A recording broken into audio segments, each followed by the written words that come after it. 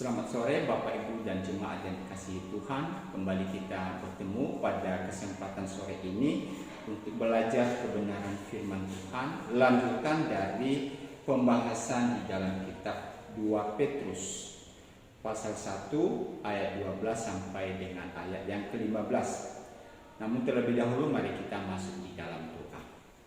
Ya Tuhan, terima kasih untuk waktu yang Tuhan berikan kepada kami di kesempatan sore ini, di mana kami ingin belajar kebenaran firman-Mu. Tuhan, tolong kami untuk mengerti dan memahami apa yang Tuhan ajarkan melalui firman-Mu, sehingga dengan kami mengerti, kami bisa bertumbuh di dalam pengenalan akan Tuhan, dan kami bisa menghasilkan buah yang seturut dengan kehendak-Mu. Terima kasih, kami menyerahkan waktu ini di dalam tangan pimpinan-Mu. Di dalam nama Tuhan Yesus kami berdoa. Amin. Ya, mari Bapak Ibu dan Saudara, kita akan membaca di dalam kitab 2 Petrus pasal 1 ayat yang ke-12 sampai dengan ayat yang ke-15. Sekali lagi dari 2 Petrus pasal 1 ayat 12 sampai dengan ayat yang ke-15. Demikian firman Tuhan. Karena itu aku senantiasa bermaksud mengingatkan kamu akan semuanya itu, sekalipun kamu telah mengetahuinya dan telah terima dan telah teguh dalam kebenaran yang telah kamu terima. Aku menganggap sebagai kewajibanku untuk tetap mengingatkan kamu akan semuanya itu selama aku belum menanggalkan kemah tubuhku ini. Sebab aku tahu bahwa aku akan segera menanggalkan kemah tubuhku ini, sebagaimana yang telah diberitahukan kepadaku oleh Yesus Kristus Tuhan kita. Tetapi aku akan berusaha supaya juga sesudah kepergianku itu kamu selalu mengingat semuanya itu. Ya, demikian pembahasan kita Bapak Ibu dan Saudara. Tema yang menjadi pokok kita pada sore hari ini adalah perjuangan rohani. Ya. Kalau kita membaca sepintas daripada surat ini, khususnya di dalam ayat yang kita bahas pada sore hari ini, ya, ini seolah-olah seperti sebuah surat warisan atau wasiat daripada Rasul Petrus. Kenapa kita bisa berkata demikian? Karena ini adalah surat yang dibuat mendekat kematian daripada Rasul Petrus. Hal ini begitu dijelaskan kepada kita di mana di ayat 11, sebab aku tahu bahwa aku akan segera menanggalkan kemah tubuhku ini sebagaimana yang telah diberitahukan kepadaku oleh Yesus Kristus Tuhan kita. Ya.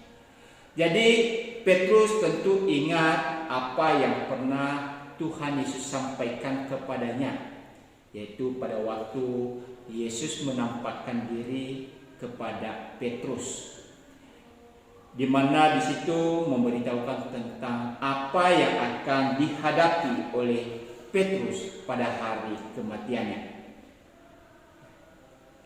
Maka ketika ia melihat hari kematiannya yang begitu mendekat, Bapak Ibu dan Saudara, ia menggunakan kesempatan, ya, dengan penuh semangat dan kerajinan menulis suratnya ini. Ya. Jadi kita bisa melihat Bapak Ibu dan Saudara, sebelum waktu Tuhan memanggil dia, ia begitu menggunakan kesempatan yang ada itu dengan sebaik-baiknya, dengan penuh semangat. Ia mendorong jemaat atau orang-orang yang menerima suratnya ini. Tentu tujuannya agar apa? Mereka selalu mengingat pengajaran-pengajaran yang pernah Rasul Petrus sampaikan. Ya. Jadi hal yang sangat penting kalau kita melihat Bapak Ibu dan Saudara dalam hidup ini, melalui apa yang dikatakan oleh Petrus di sini, yaitu bagaimana menggunakan waktu yang Tuhan berikan kepada kita, yang sementara itu di tengah-tengah dunia ini, kita bisa memberikan yang terbaik dalam hidup kita. Kita bisa melayani Tuhan, kita bisa menyemangati orang lain untuk terus ada di dalam Tuhan. Sesuatu hal yang sangat berguna sekali Bapak Ibu dan Saudara. Sehingga hal-hal yang menjadi tanggung jawab kita selesaikan. Ya, sekali lagi, selagi masih ada waktu dalam hidup ini, mari kita menggunakan kesempatan yang Tuhan berikan. Kita tidak tahu batasan usia kita Bapak Ibu dan Saudara. Kita tidak mengerti sampai kapan Tuhan memberikan nafas kehidupan kepada kita di tengah-tengah dunia ini. Tapi hal yang penting yang perlu kita pikirkan sebagai orang percaya hari ini, mari menggunakan setiap waktu memberikan yang terbaik dalam hidup ini, lebih-lebih di dalam iman percaya kita kepada Tuhan. Ya, hidup ini adalah sebuah kesempatan. Karena nanti kalau sudah tiba waktunya, tidak ada lagi kesempatan bagi kita untuk melakukan hal-hal yang terbaik. Dan ini supaya juga diingat oleh orang-orang setelah generasi-generasi daripada kita.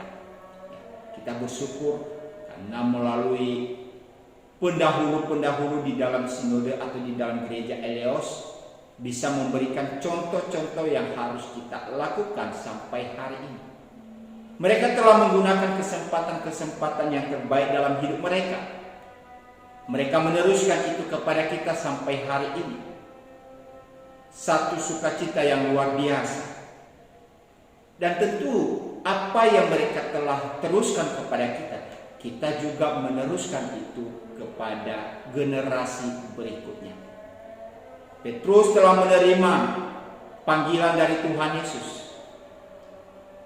supaya ia tetap kuat dan juga bersemangat di dalam memberitakan Injil, bahkan untuk berkorban demi Injil.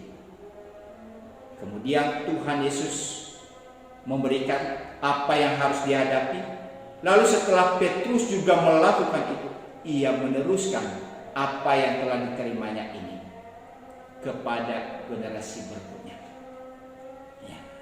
Tentu hal-hal ini Bapak Ibu dan Saudara, di mana Petrus juga mengingatkan kepada kita tentang kehidupan kita ini seperti apa. Ya, Rasul Petrus memberitahu bahwa tubuh ini hanyalah kemah dari jiwa. Ya. Jadi tubuh yang fana ini, yang setiap hari ini coba kita hias dengan begitu rupa, ya. Kita dandani dengan begitu rupa, kita mencoba menjaganya sedemikian rupa, memelihara sedemikian rupa, namun pada akhirnya tubuh jasmani kita ini Bapak Ibu dan Saudara akan ditanggalkan. Kita diingatkan tentang orang-orang yang meninggal Bapak Ibu dan Saudara, bahwa kita berasal dari debu, maka akan kembali menjadi debu. Tapi jiwa akan kembali kepada Tuhan. Itulah sebabnya di dalam waktu yang begitu singkat seperti ini Bapak Ibu dan Saudara, diingatkan kepada kita untuk senantiasa memberikan yang terbaik. Bahwa kita tidak dapat terus-menerus tinggal di dalam rumah duniawi ini. Pada saatnya Tuhan akan memanggil kita, pada waktunya Tuhan akan menjemput kita untuk tinggal bersama dengan Dia. Artinya kita harus menanggalkan tubuh jasmani kita ini pada saat kematian. Sekali lagi saya sampaikan kepada kita, kita tidak tahu kapan Tuhan memanggil kita. Dan justru karena kita tidak tahu itu Bapak Ibu dan Saudara, diingatkan untuk selalu melakukan hal yang terbaik dalam hidup ini. Kalau kita memperhatikan sekali lagi di dalam apa yang disampaikan oleh Rasul Petrus di sini, di mana ia sangat rajin dalam menjalankan pekerjaan sebagai pelayan Kristus. Ia begitu giat, ia begitu semangat, walaupun ada tantangan yang harus dihadapi, walaupun ada persoalan-persoalan yang dihadapi, sekalipun nyawanya harus dipertaruhkan, tetapi ia menjalankan pekerjaan itu dengan sebaik-baiknya demi sebuah kemajuan daripada Injil Kristus, demi sebuah pengharapan bahwa orang-orang yang ada di dunia ini mereka bisa mengenal akan Kristus. Tentu kita tidak mau saudara-saudara kita, orang tua kita, anak-anak kita, sanak famili kita, mereka menuju kepada kebinasaan. Kita berharap sebelum akhir hidup mereka bisa mengenal akan Kristus, menerima Yesus sebagai Tuhan dan Juru Selamat mereka. Itulah yang mendorong daripada Rasul Petrus untuk terus giat, karena ada satu pengharapan dalam hidupnya Bapak Ibu dan Saudara, bukan hanya untuk dirinya tetapi juga bagi orang-orang lain, supaya mereka memiliki kemajuan, bukan hanya kemajuan untuk menerima Yesus, tetapi juga kemajuan di dalam kerohanian mereka. Iman mereka hari demi hari semakin bertumbuh. Hal itu yang pernah kita pelajari di dalam 2 minggu yang lalu Bapak Ibu dan Saudara, di mana di dalam iman itu harus tambahkan kebajikan, dalam kebajikan harus ditambahkan pengetahuan, pada pengetahuan harus ditambahkan penguasaan diri, kepada penguasaan diri ada ketekunan, dan ketekunan kesalehan, dan hal itu dinyatakan di dalam kasih kepada saudara-saudara. Ya. Jadi iman itu tidak hanya stagnan berhenti sampai pengenalan akan Kristus, tetapi hari demi hari harus mengalami pertumbuhan, harus demi hari harus mengalami perkembangan dalam hidup kita. Dan perkembangan ini Bapak Ibu dan Saudara terjadi melalui apa? Ya, dikatakan di sini ada yang namanya ketekunan dalam hidup ini. Jadi untuk memelihara iman percaya kita, untuk terus menjaga pertumbuhan iman kita, maka diperlukan yang namanya ketekunan. Dalam situasi sekarang ini Bapak Ibu dan Saudara, bisa saja ini melemahkan iman kita. Karena apa? Mungkin kalau kita tidak tekun untuk mengikuti ibadah, tidak tekun untuk mendengarkan firman Tuhan, tidak tekun untuk belajar firman Tuhan, tidak tekun di dalam persekutuan dengan sesama kita, saudara-saudara kita seiman. Kalau kita tidak memiliki ketekunan itu, maka situasi yang sedang kita hadapi saat ini bisa saja membuat iman kita menjadi lemah. Semangat kita untuk Tuhan menjadi lemah. Maka sekali lagi diperlukan di sini namanya ketekunan. Ya. Sehingga akhirnya Bapak Ibu dan Saudara, di dalam ketekunan itu maka akan menghasilkan kekudusan dalam hidup ini sebagai wujud daripada penerimaan kasih. Nah, disinilah Rasul Petrus menyemangati, membantu orang-orang percaya supaya apa? Mereka rajin dalam menjalankan kewajiban sebagai orang percaya atau orang Kristen. Rasul Petrus ingin memberikan dorongan semangat kepada orang-orang percaya bahwa mereka tidak hanya berpuas diri dengan iman dan pengharapan iman mereka itu, tetapi mereka harus benar-benar mewujudkan, membuktikan bahwa iman mereka itu sudah mengalami pertumbuhan, sudah mengalami kemajuan, sudah mengalami apa? Proses dalam hidup ini, sehingga hari demi hari ia semakin bertumbuh di dalam pengenalan akan Kristus. Kalau kita melihat dan menghubungkan itu di dalam apa yang disampaikan oleh Rasul Paulus, yaitu apa? Semakin serupa dengan Kristus. Dalam menjalankan hidup di dunia ini, semakin hari semakin mirip dengan Kristus. Dalam sikap, dalam karakter, dalam segala hal serupa dengan Kristus. Nah, inilah yang ditekankan oleh Rasul Petrus di sini. Ia mencoba menyemangati orang-orang percaya itu, walaupun di tengah-tengah situasi yang tidak menyenangkan yang mereka hadapi. Tetapi iman mereka tidak boleh bergantung dengan situasi itu. Iman mereka harus tetap bertumbuh. Iman mereka harus mengalami perkembangan. Ya.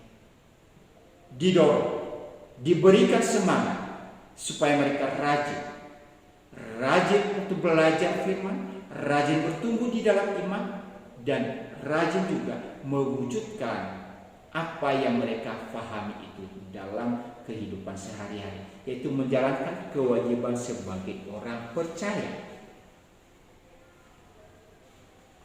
Tentu seperti apakah Bapak Ibu dan Saudara, hal itu boleh terjadi dalam kehidupan kita. Nah, di sini Rasul Petrus mengingatkan cara bagaimana pemeliharaan rohani itu terus terjadi. Bagaimana pertumbuhan rohani itu terus terjadi. Rasul Petrus berbicara mengenai pemeliharaan rohani jemaat, baik melalui khotbah maupun melalui ajaran. Ya. Jadi di sini kita melihat khotbah.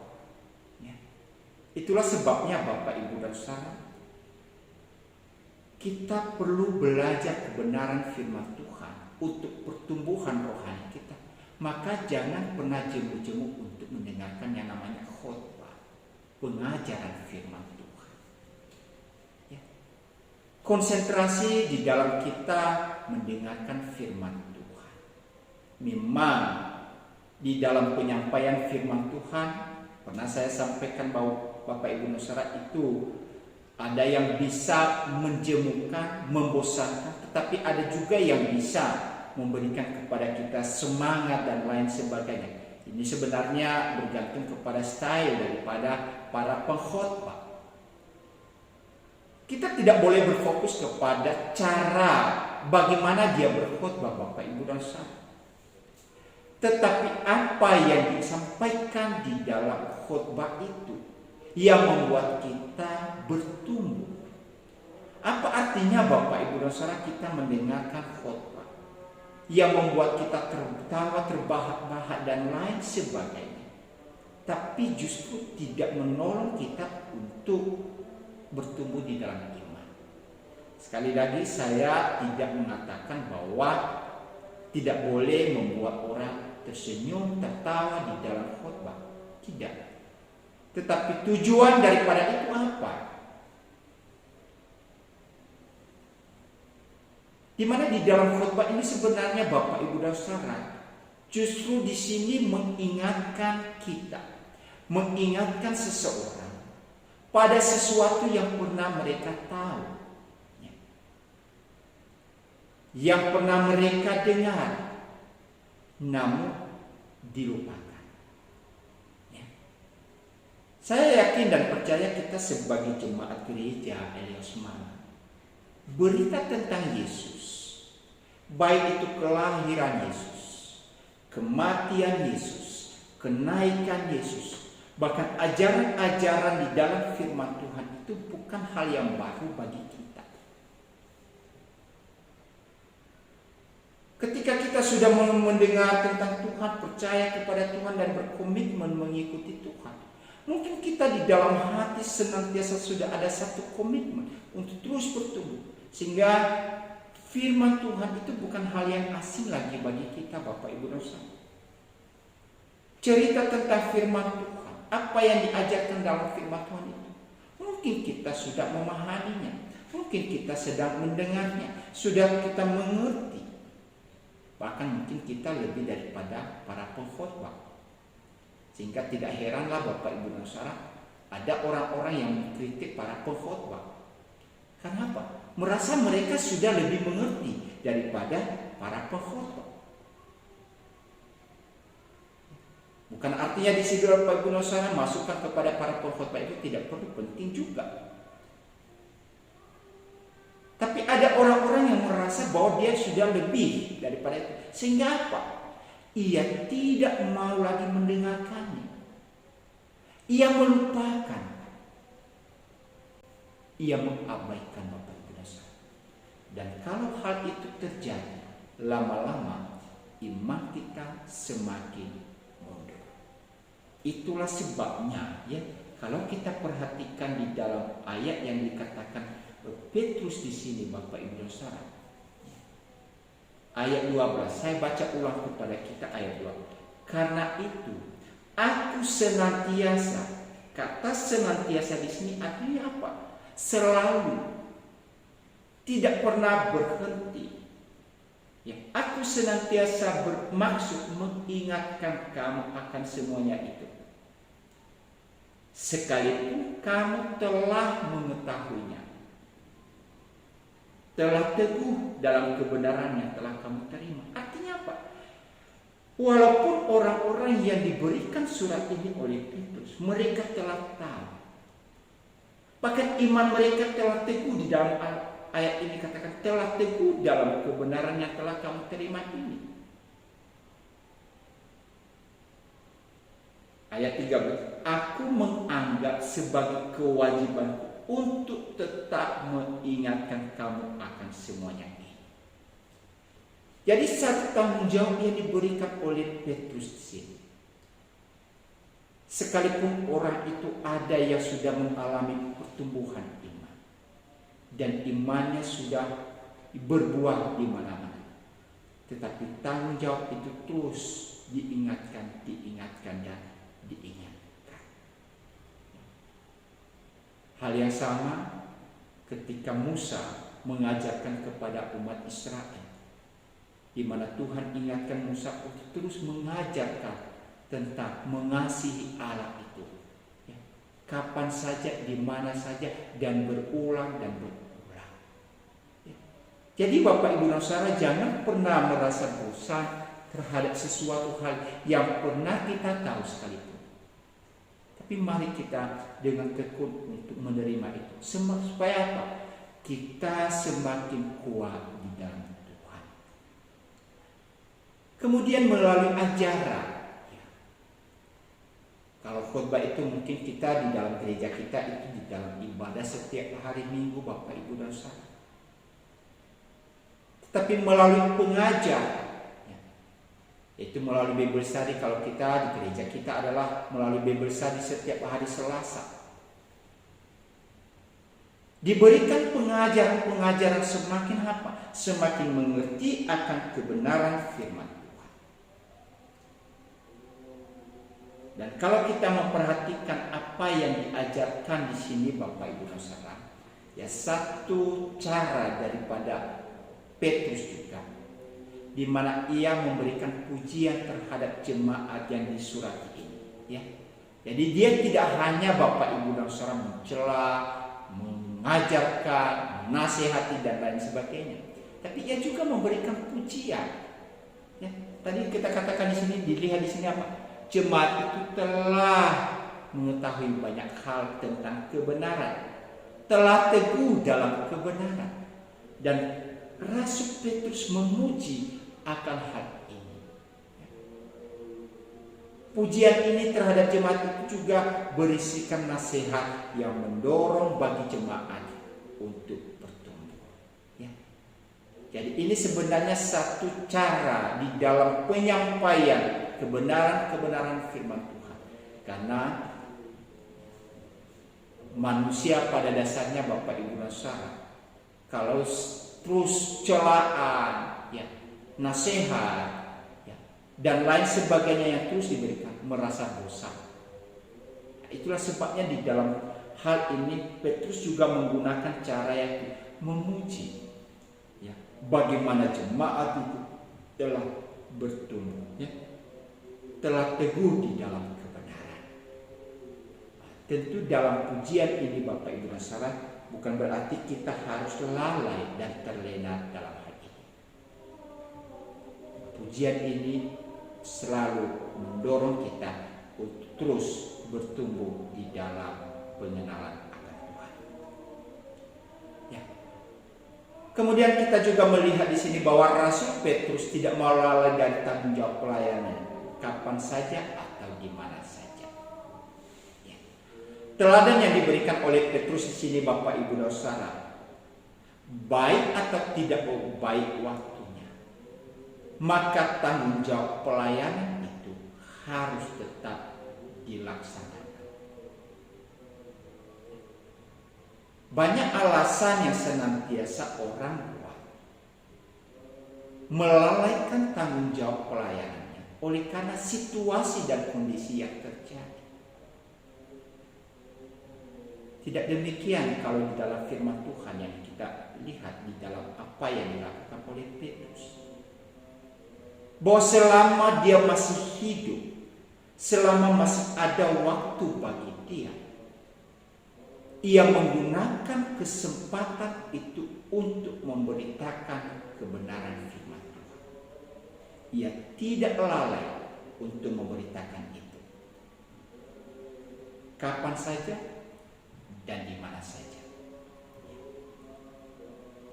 Jadi hal ini juga menjadi satu bagian pembelajaran penting bagi kita sebagai penatua jemaat.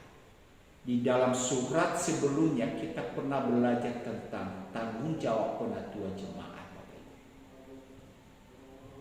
Seperti apa mereka berperan di dalam kehidupan kerohanian jemaat. Tanggung jawab penatua jemaat bukan hanya bicara administrasi gereja, tetapi juga di dalam pertumbuhan iman jemaat. Itulah sebabnya di dalam bagian ini Petrus memberikan contoh bahwa ia terus bertanggung jawab dan tidak mau lalai dalam pemberitaan Injil Kristus. Ia bertanggung jawab dalam pelayanan. Jadi hal ini penting bagi kita Bapak Ibu dan Saudara, di mana jika para penatua jemaat melalaikan pekerjaan pelayanan mereka, maka sangat sulit mengharapkan jemaat rajin dalam melaksanakan tugas-tugas pelayanan. Kalau hamba Tuhan, gembala, penginjil, pendeta, siapapun yang memiliki jabatan penatua jemaat, majelis dan lain sebagainya, tetapi kalau mereka lalai di dalam tugas pelayanan mereka, Bapak Ibu, maka jangan kita juga berharap bahwa jemaat itu juga bisa rajin dalam melaksanakan tugas-tugas pelayanan. Kenapa Bapak Ibu dosa? Contoh teladan yang harus diberikan. Di sini sesuatu hal yang sangat penting diingat dan dipelajari. Ya. Makanya sering saya katakan Bapak Ibu dan Saudara, menjadi hamba Tuhan, menjadi majelis sebenarnya bukan hal yang mudah. Kenapa? Dalam segala aspek kehidupan kita harus menjadi teladan bagi jemaat. Dalam sikap, dalam tindakan, dalam perbuatan, dalam segala hal. Bahkan kita bisa dituntut dalam tanggung jawab itu kapan saja, entah itu baik atau tidak baik, siang, pagi, sore, atau malam. Dan itu harus kita siap untuk bisa melaksanakan tanggung jawab itu. Karena itulah panggilan Tuhan di dalam kehidupan kita. Sekali lagi, Rasul Petrus ini mengingatkan ini, yakni dalam ayat 12. Aku senantiasa bermaksud mengingatkan kamu. Ya. Dan ini sesuatu hal yang terus diulang dan diulang. Ya, kita boleh baca di dalam 2 Petrus ini Bapak Ibu dan Saudara, Kita juga bisa melihat di dalam ayat 15 pasal 3 ayat 1 sampai 2. Rasul Paulus juga mengungkapkan hal yang sama di dalam Filipi pasal 3 ayat 1. Kemudian Yudas, bukan Yudas Iskariot Bapak Ibu Saudara, yaitu Yudas salah satu daripada murid yang lain daripada Tuhan Yesus, dalam suratnya juga senantiasa menyampaikan hal-hal ini, yaitu apa? Mengingatkan kembali.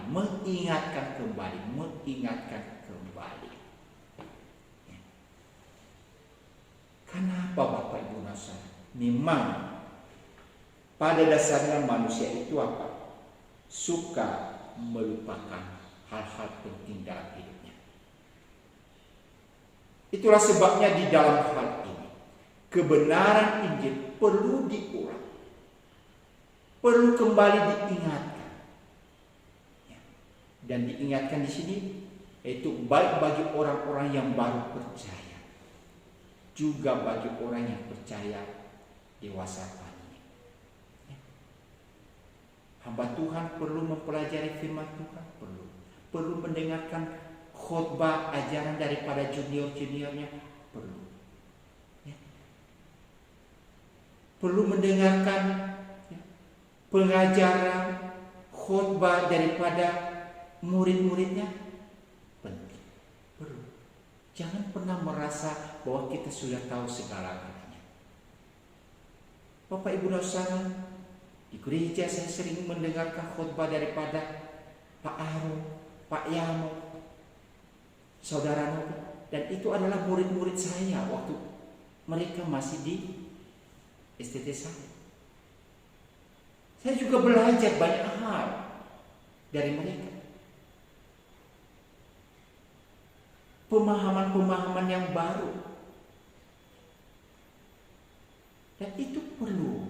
Jangan pernah kita merasa bahwa saya ini sudah dewasa, sudah mengerti segala-galanya. Akhirnya apa? Kita abaikan. Bahaya itu itu sangat berbahaya dalam kehidupan kita Bapak Ibu Saudara. Karena apa? Tidak menolong kita untuk bertumbuh di dalam kerohanian. Adalah penting untuk mengingatkan kebenaran yang sudah diketahui. Pertama Bapak Ibu, orang percaya supaya tetap teguh dalam kebenaran yang telah mereka terima. Tetap teguh, tidak diombang-ambingkan, tidak mudah diarahkan kepada hal-hal yang lain.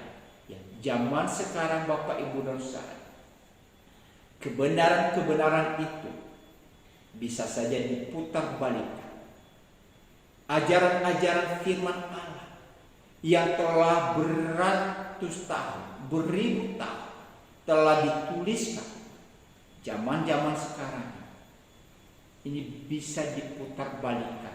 Bahkan ada orang-orang yang sekarang ini tidak begitu meyakini akan firman Allah. Oleh karena mungkin bagi mereka ini sesuatu hal yang tidak masuk akal. Mungkin sesuatu hal yang tidak secara logika, tidak bisa dibuktikan secara akal sehat manusia. Tetapi bagi kita Bapak Ibu Saudara, apakah itu sifatnya bersifat ilmiah misalnya? Bisa dibuktikan secara ilmiah seperti apa? Mau bisa atau tidak, tapi kita percaya firman Allah yang telah diberikan kepada kita adalah diilhamkan oleh Allah. Orang percaya harus tetap teguh dalam kebenaran ini. Sekalipun ada banyak pengajaran-pengajaran palsu, pengajaran-pengajaran yang menyimpan dari firman Allah, Bapak Ibu dosa, jangan terpengaruh akan situasi itu. Itulah sebabnya sekali lagi perlu senantiasa belajar firman Tuhan. Mereka tidak mudah diombang-ambingkan dengan pengajaran-pengajaran palsu. Menjelang akhir zaman, Tuhan Yesus pernah sampaikan bahwa ada banyak pengajar-pengajar palsu bermunculan. Ada banyak pengajar-pengajar yang tidak lagi berdiri di dalam kebenaran firman Tuhan. Bahkan banyak orang sekarang ini Bapak Ibu Saudara, demi menyenangkan orang lain, kebenaran firman Tuhan itu akhirnya apa? Diselewengkan. Petrus ingatkan, ya, kalau kita membaca 2 Petrus pasal 3 ayat 17. Guru-guru palsu adalah seperti mata air yang kering, seperti kabut yang dihalaukan taufan. Bagi mereka telah tersedia tempat dalam kegelapan yang paling dahsyat. Ya. Di sini katakan guru-guru palsu, pengajar-pengajar palsu. Dan sudah diingatkan bahwa mereka itu seperti mata air yang kering, yang tidak pernah bisa menyegarkan kehidupan kita. Maka penting bagi orang-orang yang mengajar, para penatua jemaat, hamba Tuhan, untuk terus menjaga kebenaran Injil itu, dan tidak mudah diselewengkan oleh karena arus perkembangan zaman. Keadaan sekarang ini Bapak Ibu dan Saudara, kalau tidak kita berusaha dengan memfilter dengan baik berbagai ajaran-ajaran yang bisa kita lihat melalui media YouTube, Facebook, Instagram, dan lain sebagainya. Kalau kita tidak pernah berhati-hati, banyak hal yang pengajaran-pengajaran seolah-olah itu adalah benar, namun sesungguhnya tidak ada kebenaran yang diajarkan dalam hal ini. Mereka sesungguhnya adalah guru-guru palsu. Itulah sebabnya sebagai jemaat gereja Helios Malang harus terus belajar kebenaran firman Tuhan. Jangan pernah meremehkan itu Bapak Ibu Saudara. Ya. Manusia condong untuk melupakan sesuatu sekalipun ia sudah tahu, tapi ia melupakannya. Kita harus terus diingatkan apa yang telah kita ketahui untuk mencegah kita menjadi lupa. Kemudian kita juga memanfaatkan pengetahuan yang telah diberikan kepada kita dan mewujudkannya itu di dalam perbuatan kita. Jadi hal-hal yang sudah dimengerti, hal-hal yang sudah diketahui perlu terus diingatkan. Itulah sebabnya firman Tuhan, berita tentang Yesus terus diulang dan diulang dan diulang. Walaupun berita itu sudah difahami, sudah dimengerti, tapi ini terus diajarkan kepada kita Bapak Ibu Saudara. Jemaat perlu belajar, walaupun itu sesuatu hal yang membosankan misalkan, tetapi mari kita terus mempelajari itu Bapak Ibu dan Saudara, agar apa? Semakin hari kita bertumbuh di dalam pengenalan akan Tuhan. Maka di sini dikatakan Bapak Ibu dan Saudara bahwa merupakan tugas dari penatua jemaat bukan hanya memberikan kepada umat kebenaran-kebenaran yang belum mereka ketahui sebelumnya, tetapi juga mengingatkan kembali kebenaran-kebenaran yang telah diketahui dengan baik. Ya. Artinya apa? Apa yang telah dimengerti sebelumnya, apa yang telah diketahui sebelumnya terus diingat, dan juga hal-hal yang baru itu terus diajarkan juga. Sehingga apa? Sekali lagi, keteguhan iman kita senantiasa ada. Lalu kebenaran apa yang senantiasa perlu diingatkan ini Bapak Ibu Saudara? Pertama, yang tidak boleh kita lupakan dalam hidup ini, di mana kita harus tetap teguh dalam hati ini, yaitu Yesus adalah Kristus. Yesus adalah Mesias. Dan itu sudah diajarkan di dalam firman Tuhan. Dan satu-satunya Mesias hanyalah Yesus. Tidak ada yang lain. Jangan lagi menunggu Mesias-Mesias yang lain. Tidak ada Mesias-Mesias yang lain. Satu-satunya Mesias, satu-satunya yang disebut Kristus hanyalah Yesus. Yang kedua, bahwa Yesus Kristus datang ke dalam dunia ini untuk menyelamatkan orang-orang berdosa. Jadi kehadiran Kristus adalah untuk menyelamatkan kita. Kematian Yesus di atas kayu salib yaitu untuk keselamatan kita. Dan hal ini perlu dan senantiasa diingat dan diingat. Sehingga Bapak Ibu dan Saudara jangan pernah mempercayai hal yang lain yang menawarkan keselamatan selain daripada Tuhan Yesus. Kemudian hal yang perlu diingatkan di sini bahwa orang yang percaya di dalam Tuhan Yesus Kristus akan diselamatkan. Janji Tuhan bahwa siapa yang percaya kepada Dia akan mendapatkan hidup yang kekal. Orang yang percaya di dalam Tuhan pasti diselamatkan. Mereka tidak akan dibinasakan. Itulah yang menjadi kekuatan kita Bapak Ibu dan Saudara. Walaupun nanti kita mengakhiri kehidupan di tengah-tengah dunia ini, jaminan yang pasti akan kita dapatkan, yaitu keselamatan. Lalu apa yang diingatkan lagi di sini Bapak Ibu dan Saudara? Bahwa semua orang yang percaya kepada Allah harus menjaga pekerjaan-pekerjaan baik dengan berhati-hati. Artinya apa Bapak Ibu? Tadi Rasul Petrus mengingatkan hidup ini adalah sementara. Dan ketika kita ada di tengah-tengah dunia ini, kehidupan kita untuk apa? Kehidupan kita untuk menghasilkan buah. Dan di dalam kita menghasilkan buah itu Bapak Ibu Saudara, maka perlu kita bersikap bertindak dengan hati-hati. Supaya apa? Nama Kristus tidak dipermalukan di dalam kehidupan kita. Kita harus tetap menjaga pekerjaan-pekerjaan yang telah Tuhan percayakan kepada kita.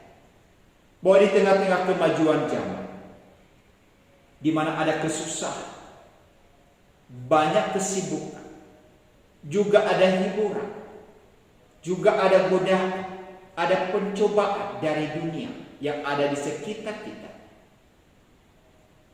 Ini bisa menyebabkan orang-orang Kristen yang sejati pun condong untuk melupakan kebenaran tersebut. Kenapa?